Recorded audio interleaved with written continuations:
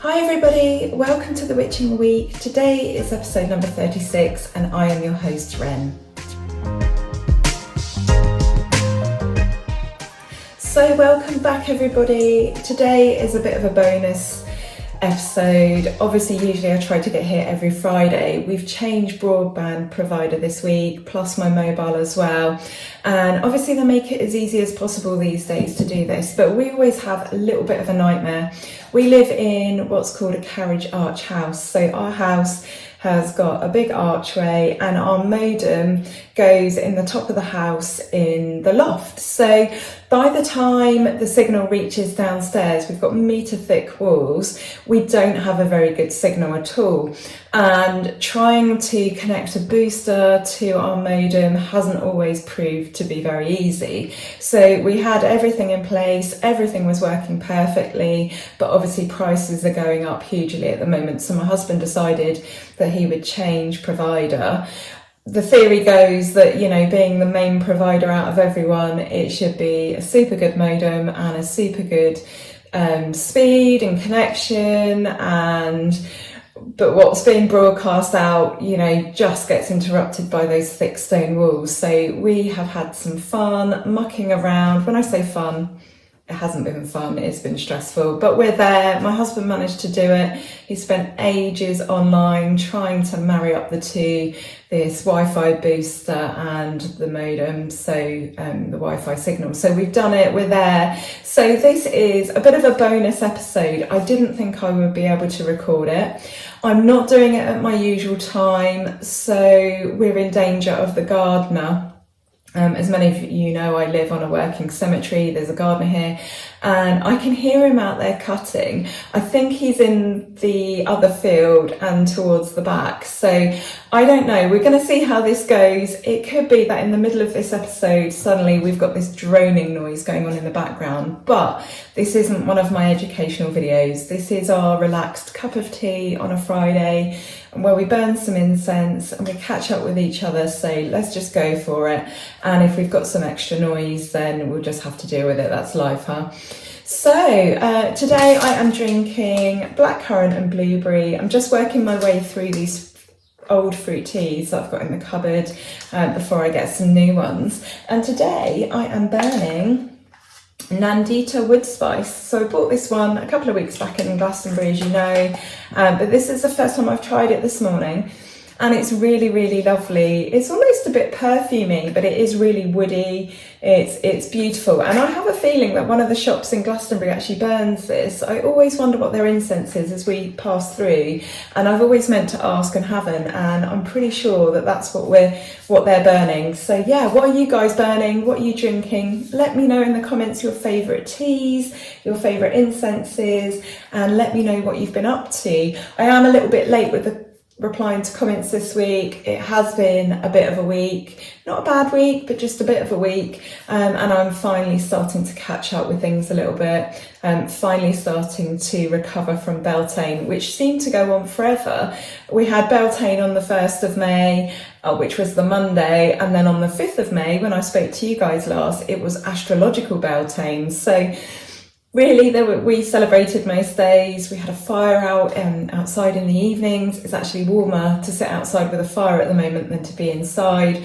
We've got to that point, like we do in spring and autumn, where it's actually warmer to be outside than it is to be inside because it's like a fridge. So yeah, we're loads of celebrating, not necessarily anything too sort of dramatic in terms of using energy. You know, some of it has just been sitting by a fire and enjoying a fire, but it's been really, really lovely. And so let me know, how are your celebrations? I know I asked you that last week, but perhaps some of you celebrated on the Friday, astrological Beltane. I'd love to hear whether that was something that you took on. So yeah, we are now well and truly into the half of the year that's considered summer. It feels like winter went on forever. We finally got our winter duvet taken off of our bed, and I think that's it now. It came off, it went back on. The side of the house that we live in is just super cold, and so up until a few nights ago we did have like 2 duvets on and a sheet as well, so we really need it at night. It's so cold. But yeah, we're finally down to a summer duvet with a little thin kind of comforter, I think they call them in the US, sort of thin duvet on top.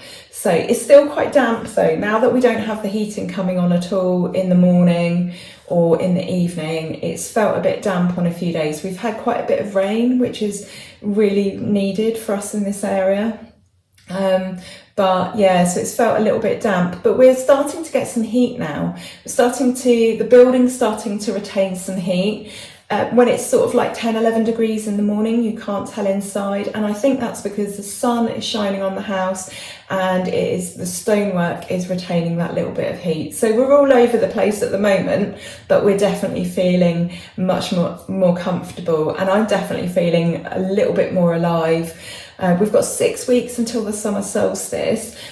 We're only just starting to really sort of plump out now our trees and our bushes, usually when we celebrate Beltane. So when we've been to an event, that's usually been like the weekend before Beltane or on Beltane, and usually everything is so verdant and green and full and abundant, and it hasn't been like that at all this year. We're only just starting to sort of fill out now, if you like. The trees are they're opening their buds and they're starting to fill out. But yeah, things feel like they're I'd say about 3 weeks to a month behind. What's it like where you are? I would really like to know. It doesn't matter where in the world you are. I'd love to hear. Are things a little bit behind for you guys? It definitely is here. And we're definitely still having some like quite damp, dark, grey days when usually I'd expect quite a bit more sunshine this time of year. So yes, 6 weeks until the summer solstice. I barely want to say that. It's really bittersweet, isn't it? Because after that, then we're on the downturn, and yeah, the days are starting to get shorter again. And I find this part of the year really weird, because winter just seems so long, and then we're just getting into the spring of things starting to improve, and then it feels like it's nearly all over. Obviously it's not. Obviously the weather is good into July and August and September, or it can be, let's not forget this is England, it can be wet and cold still, but on the whole, and it's just so strange to me because it feels like we've only just got there and it's nearly over. So my goal this year is to really make the most of the next 6 weeks. I want to be outside as much as I can. I want to get as much sun as I can. I want to try and be as active as I can. And then obviously anything after the summer solstice, you know, I'm going to take that as a real bonus. I'm going to really try and make the most of the summer this year, because I just feel like it's over all too quickly. So I've put my summer bedding plants in. I'm hoping there's not going to be any more frosts. It doesn't happen very often, but weirdly in the UK we can have frosts up to sort of the beginning of June really. It doesn't happen often. However, we have had frosts only up to very recently, and so it's always a bit of a guess when it's safe to buy those summer bedding plants and put them out in the pots and hope they don't get destroyed by frost. But I usually do this intuitively, and we usually get to a point where I just think, no, that's it now.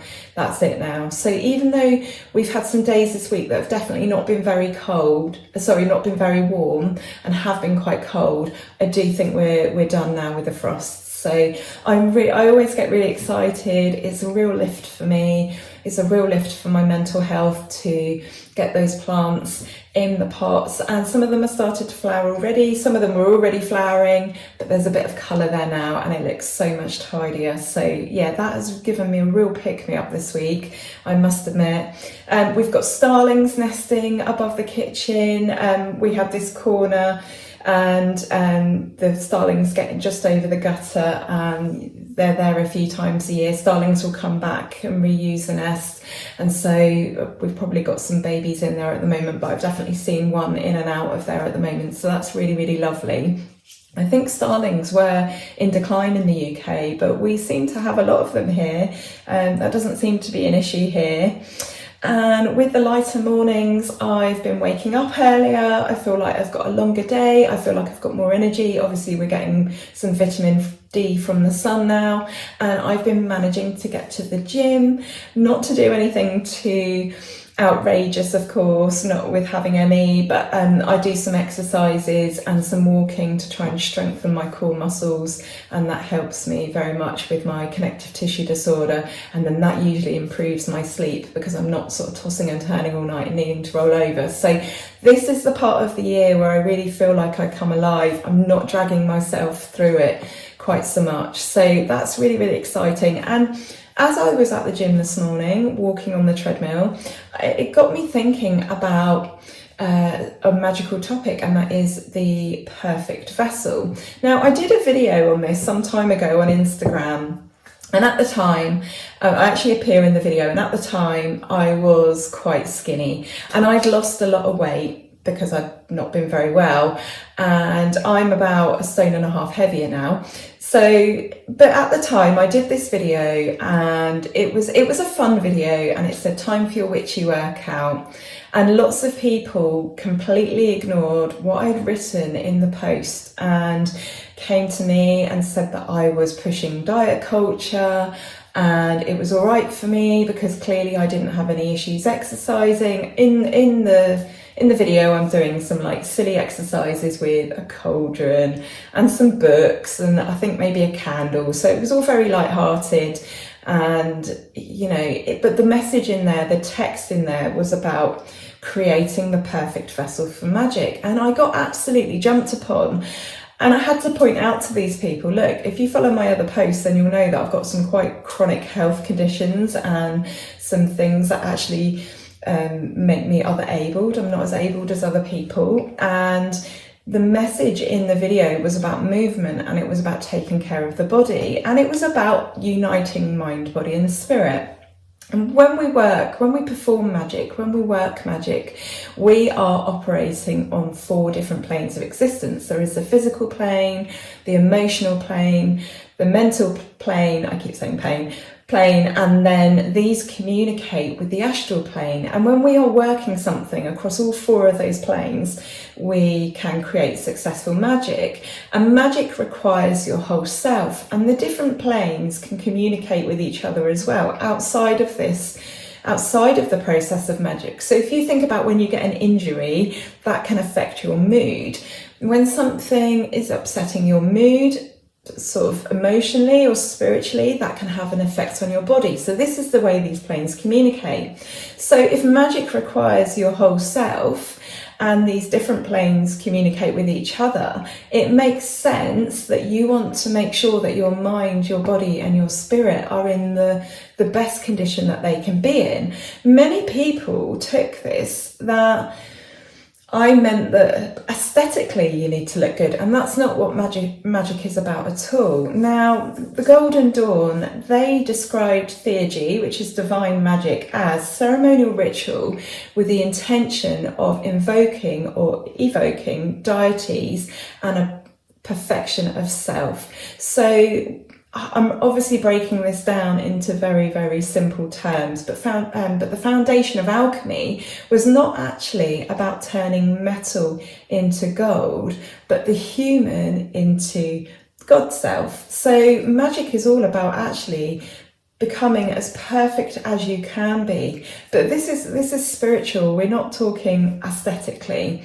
So even though I spoke about this in my post, it was like people had completely skipped over all the words, and it completely ignored my own personal circumstances and my own physical issues, and had decided that when I spoke about the perfect vessel, they had decided that I meant aesthetically. You know, that perfect looks like a certain way, and it's not. And when we talk about movement, when we're talking about looking after the physical self, you know, if you can't walk and you're in a wheelchair, I'm not saying about you going and running a marathon. I'm talking about you moving your arms, moving your head. You know, we can all work on our bodies, and I think it's just as important as working on our mental health self-care. And somewhere, even though we are pushing this very important message that we should look after our mental health, and there is such a thing as self-care, it seems to have been lost that physical self-care is a part of this. What we eat is a part of this. And again, people will come at me, and they have done, and say, well, you're very privileged if you can afford fruit and vegetables. Absolutely. Not everybody is in a position to nurture themselves in that way. But the point is, if you can, then really you probably should. And 90% of our brain's processes are a result of movement. So if you don't move, failure to move actually means that your brain shrinks. Now, if you want to perform magic, it's not ideal to have cognitive dysfunction or a brain that's shrinking. So for me, physical movement is as important as self-care, you know, any other type of self-care. And it is part of uniting that mind, body and spirit. But the whole point in all of this is, like magic, like witchcraft, each person's self-care is going to look different, and that is okay. And a lot of these, I wouldn't even say they're nuances. I wouldn't even say that this is very complex, and that, you know, I don't know. Sometimes I get a bit lost for words, but I think things are being lost on people. I think sometimes we're so quick to defend certain, I don't know, we're so quick to come in against people sometimes that we're missing the message. So my, you know, tongue-in-cheek witchy workout video, which did have a serious message in the text, was just completely lost on people because they were just so quick to say, you're promoting diet culture, you're fat shaming, you're doing this, you're doing that. And then they missed the point that I couldn't help being slim in that particular video. I'd been ill, and that movement can look different from person to person, that self-care is as much physical as it is mental. It's, you know, when I talk about what we put in our bodies, I'm not just talking about what we're eating. And yes, that will look different from person to person. I'm talking about some of the things that we ingest in as much as what we watch. You know, what do we subject ourselves to when we watch a film? What topics are we looking at? Are they dark? Are they any good for us? What sort of people are we hanging around with? What sort of impact do they have on us?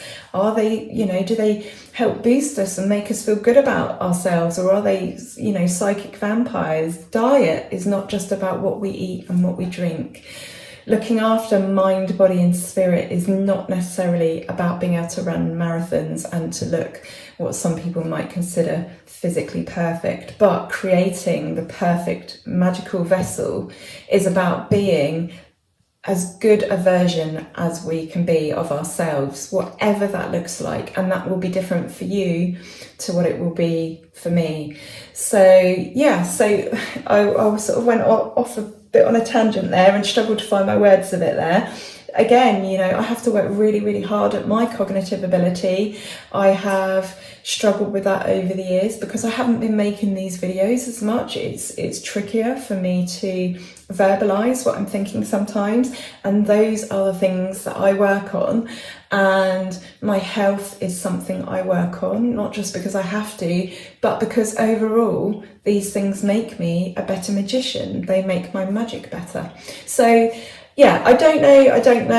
I'm obviously going to watch this back when I edit this, and this ramble is either going to make a whole load of sense or it's not. But if you've got any questions, or obviously you want to say anything in relation to this, then pop them down in the comments. I'll be really interested to read those. So just following on from talking about magic, I will have some more videos coming soon. Obviously, I took a bit of a break. There's been a lot going on. I have been in hospital and had an operation. My husband's been off as well. We're into the season of summer, so we're into the season of mowing and trimming for the gardener. So it's really hard to find these windows at the moment, but I did just need to take a bit of a step back.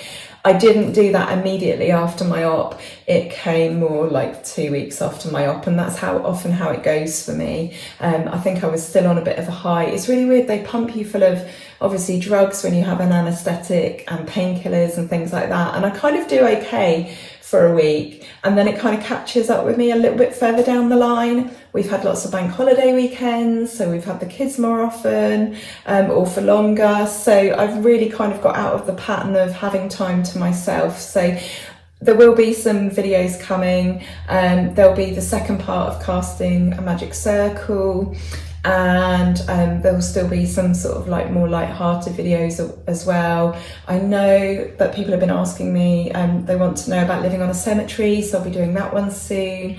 And I'm also going to be sharing my personal beauty and makeup favourites with people, because people are really interested in that. So there should be a little bit of something for everyone. Before I go on to some of our next topics, I wanted to read a lovely extract from something written by Rudyard Kipling. So I thought this was really lovely. It's in relation to Beltane. I know some sort of newer witches and pagans kind of get this idea in their heads that you have a festival and you celebrate it on that day and then it's done. It's not like that at all. We're a constant wheeling move of the year, moving wheel of the year, and when we're celebrating these Sabbats and festivals, we're thinking about the energy of that particular moment, the energy of this time of the year, and that isn't over and done with within a day. It seeps, over the days that come after it, the days leading up to it, and then we move towards the next Sabbath. So yes, I'm still talking about Beltane nearly 2 weeks after, but that is the energy at the moment. That is what we've been celebrating. That's what we're trying to tap into with our witchcraft and our magic. And so it should still be in your psyche and your consciousness if you, in particular, if you are quite tuned into the planet and the earth. I'm not saying to you that that's how you have to do it. If you like to celebrate Beltane on one day and then that's it and it's done for you, then that is your practice. Obviously, I'm not going to gatekeep and tell you that it mustn't be done like that. But if you're starting out and you're wondering, you've come to this video and you're new to the craft and you're wondering why I'm still going on about Beltane nearly 2 weeks later, this is why. It's a gentle changing of energy as we go through the year. So obviously it builds up to peak time. So on Beltane itself, that is the peak celebration of that moment in time and that festival and that energy. But there is a build up and a build down as we move towards the next one, which is 6 weeks away. So I wanted to read, I thought this was really, really lovely. I do not tell the priest our plight, or he would call it a sin. But we have been out in the woods all night, a conjuring summer in, and we bring you news by word of mouth, good news for cattle and corn. Now is the sun come up from the south, with oak and ash and thorn. And that is an extract from a tree song / Oak, Ash and Thorn by Rudyard Kipling. So I thought that was really, really lovely and a little bit naughty and perfectly encapsulates the spirit of Beltane. So I've been watching a programme on Netflix, and I don't know where it's going exactly. I think this woman ends up murdering some people. It always sounds like I'm watching programmes about murderers, aren't I? I'm not. I just watch a lot of programmes about people, and I suppose a lot of these programmes that are written about people are because they've done something extreme or something really wild and out there. But anyway, this programme is about this woman, and she is a member of the LDS Church. Now, I don't know too much about this, and I've never read the Book of Mormon, but I just thought there were some really interesting concepts that were being mentioned in this programme. So I'm not telling you about the programme itself. These are just some of my thoughts that I've had, and I can put the programme, I'll put a link in the description.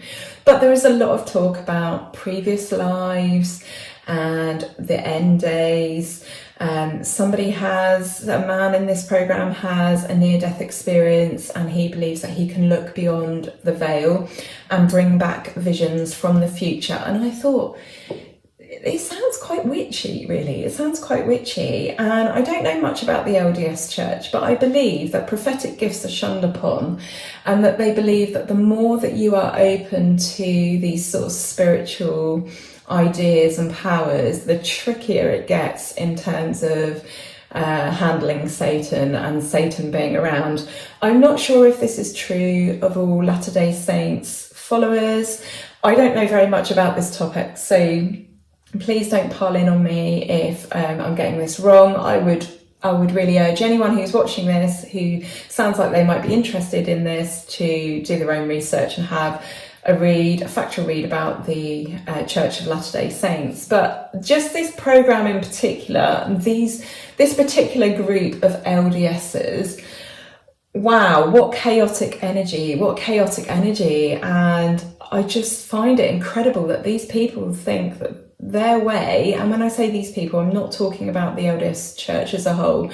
I'm sure there are lots of very, very good people within that church. I'm talking about these people within this documentary.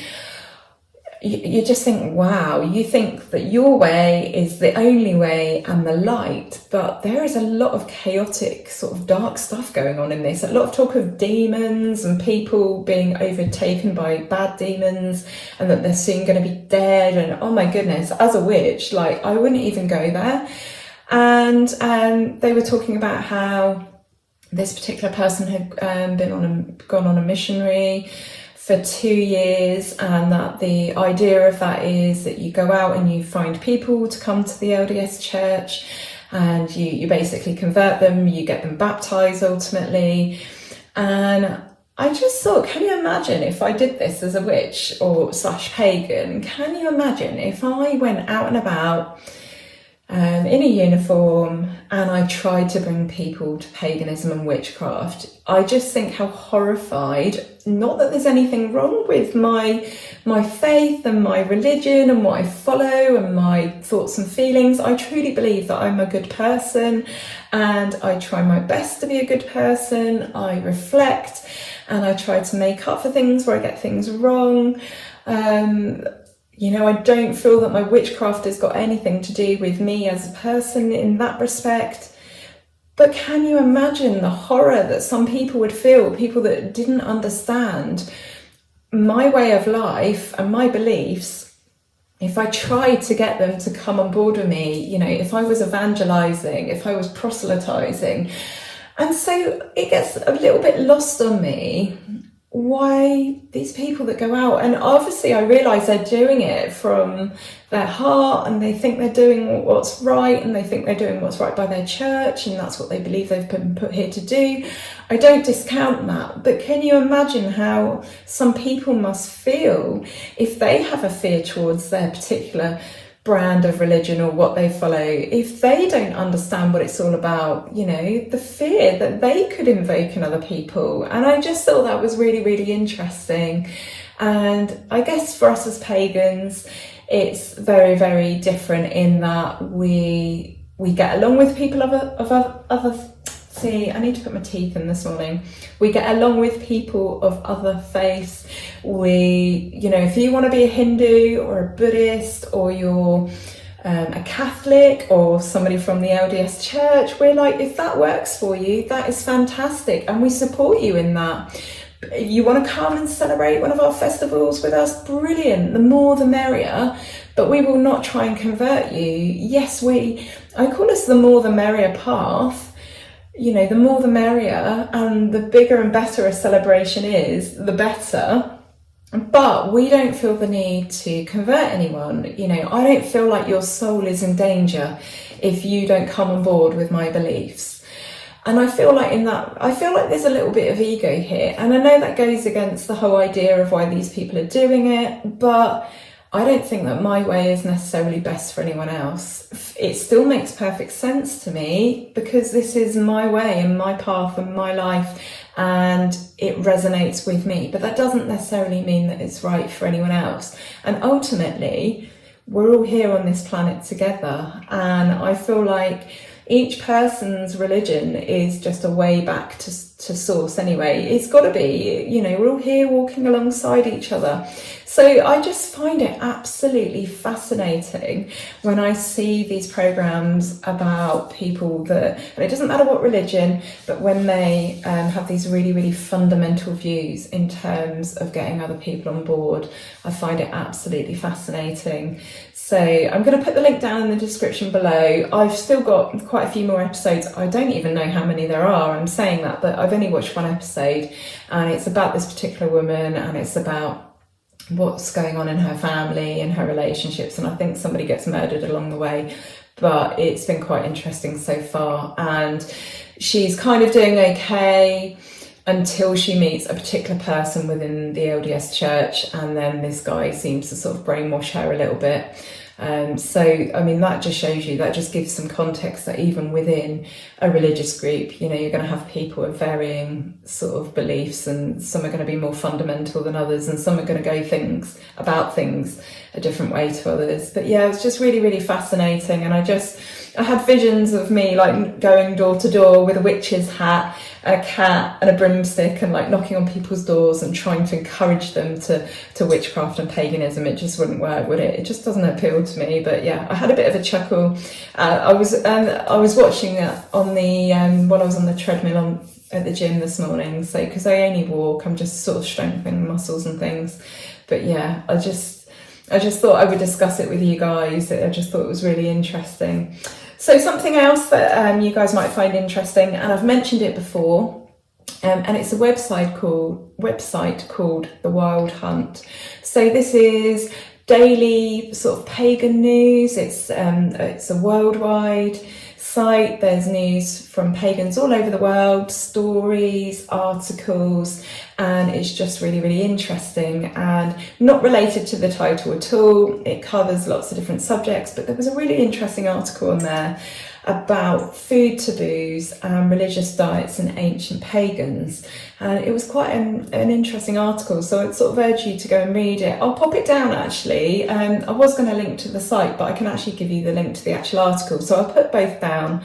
But there were plenty of food taboos, or there are plenty of food taboos that we have today that weren't present back in sort of ancient times. So for example, horse meat, I think they eat that in France. However, in the UK, that would be seen as a bit of a no-no really. It's not something we serve at restaurants. It's not something that you could buy. I'm sure there are probably plenty of people that might eat horse meat. However, it's generally frowned upon.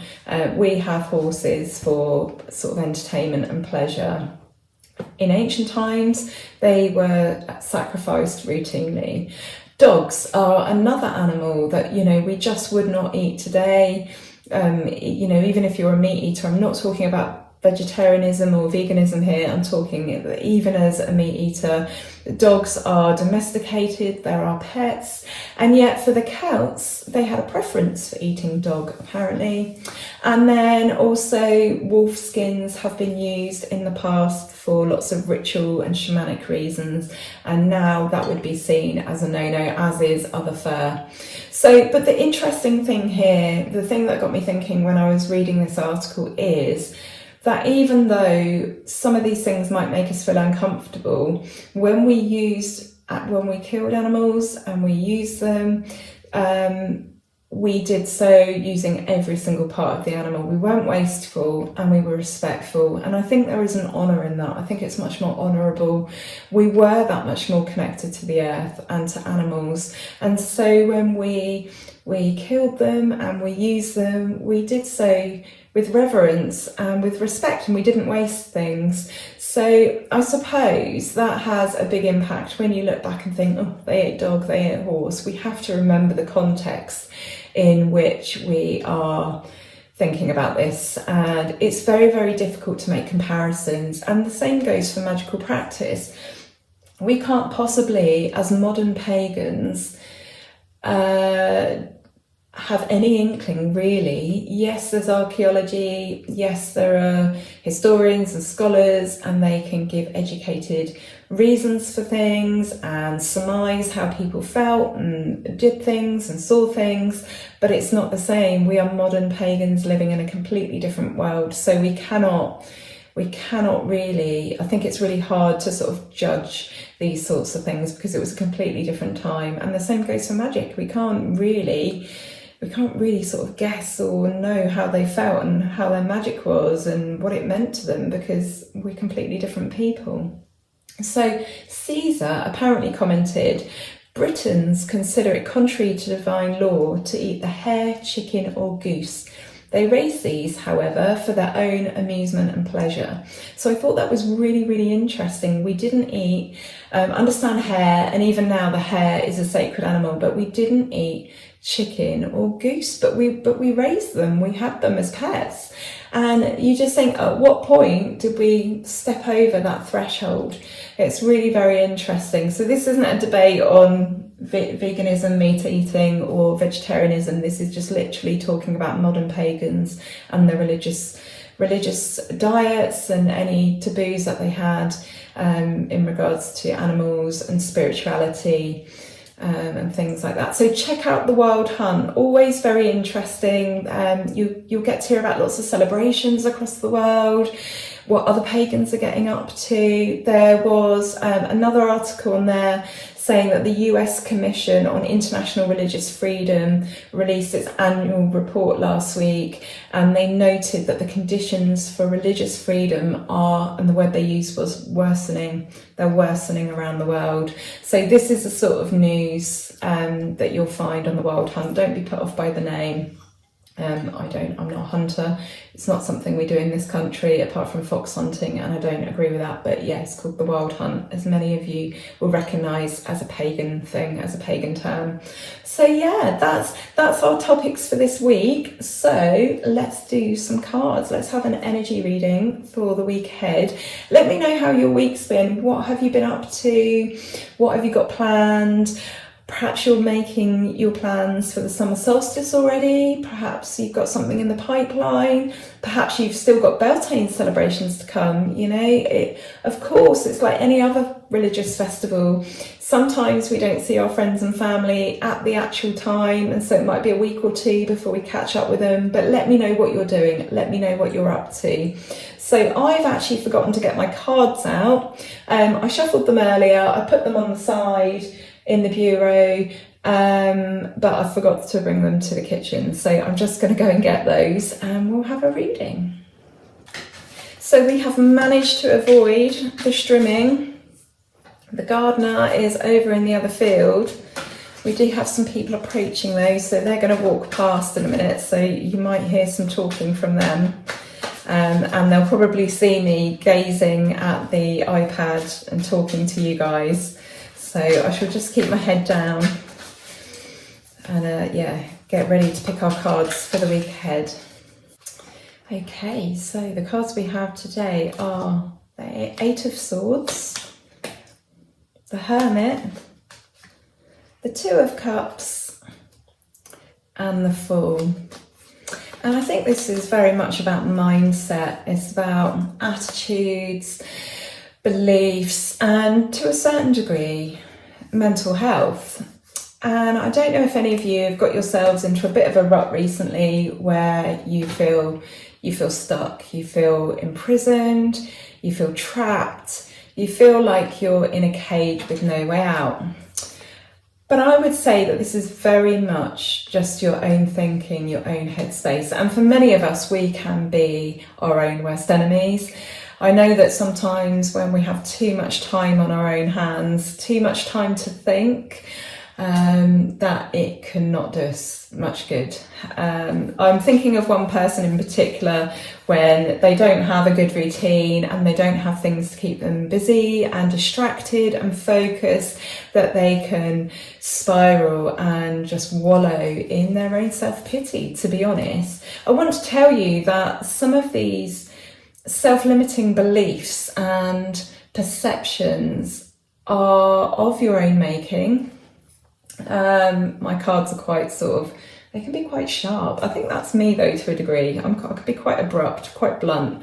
But sometimes these issues can be of our own worst making. And really, we need to realise that we can take that self-imposed blindfold off and step out of the cage that we have put around ourselves, step outside of the box and think outside of the box. And sometimes to do this, we need to just take a little bit of time out to reflect inwards and to have almost like a good talking to ourselves. Sometimes we do literally need to snap out of it. And when we do that, we can find much more balance. And when we find balance, we free ourselves up to be a lot more free. We give ourselves the gift of freedom, and we can be playful, we can have fun again, and we can go for the things that we talk ourselves out of. So the message, for this week is very much that some of the self-limiting beliefs and prisons we build for ourselves and put ourselves in are exactly that. We've built them. It's all of our own making, and it's about changing a negative mindset basically and stepping out into the light, not giving ourselves such a hard time. So this isn't like a telling off from me. This is a permission to take a step back, have a look at yourself, be honest with yourself about the self-limiting beliefs that are holding you back and perhaps the negative voice on your shoulder. Give yourself a bit of a talking to, but also give yourself that inner sort of child, if you like, that inner person, your spirit, your soul. Give them a bit of a hug and say, right, now what are we going to do to set things on the right track? And you might need to take some time out to do this. And then hopefully you'll find a bit of balance. And then hopefully with that balance, you'll find the you again. It's still an extremely stressful time for everyone at the moment. Things haven't improved.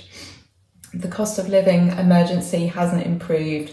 Everyone is being stretched to their absolute most at the moment. And I know that a lot of people are very, very down in the dumps and feel very put upon, but we just have to keep taking one day at a time and just keep having those conversations with ourselves, reflecting on things. Everybody's doing their best. Everyone's doing their absolute best at the moment.